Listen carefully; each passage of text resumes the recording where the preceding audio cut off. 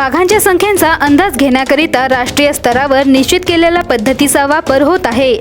दर 4 वर्षांनी होणाऱ्या अखिल भारतीय व्याघ्र प्रगणनेत वाघांसोबत त्यांचे भक्ष्यांचा अंदाज सुद्धा घेण्यात येतो। यामध्ये इतर प्राण्यांची संख्या निश्चित न होता फक्त भूप्रदेश निहाय घनतेबाबत माहिती मिळते। पारंपरिक पद्धती व वन विभागाबाहेरील व्यक्तींचा त्यांमध्ये सहभाग पाहता सदरची पारंपरिक पद्धती सुरू ठेवण्याचा आग्रह अनेक वर्गांकडून करण्यात येतो। वर्ष 2024 चे उन्हाळ्यात दिनांक 22 व 23 मे 2024 रोजी 5 स्थळावरील वन्य प्राण्यांचा अंदाज हे निसर्गानुभव म्हणून आयोजित करण्याचे निश्चित करण्यात आले होते। याला अनुसरून उमरेड वन्यजीव अभयारण्यात दिनांक 22 मे 2024 रोजी दुपारी 3 वाजेपासून 23 मे 2024 रोजी सकाळी 8 वाजेपर्यंत 5 स्थळावरील वन्य प्राण्यांचा अंदाज निसर्गानुभव कार्यक्रम पार पडला।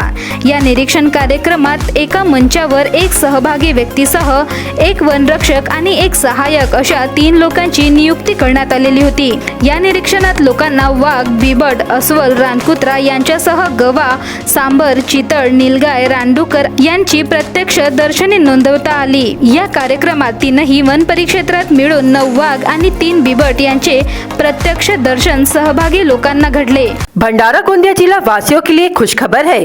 अब आपका मनपसंद channel BS crime media news अब आपके केबल नेटवर्क पर, जी हां, अपने केबल नेटवर्क के एशियन चैनल नंबर 13 पर उपलब्ध है। BS क्राइम मीडिया न्यूज पर खेल, राजनीति, क्राइम, साहित्य व अन्य खबरें प्रकाशित की जाती है। हमारे साथ जुड़ने के लिए तथा हमारे चैनल में खबरें, विज्ञापन आदि के लिए संपर्क करें 8669151757 पर।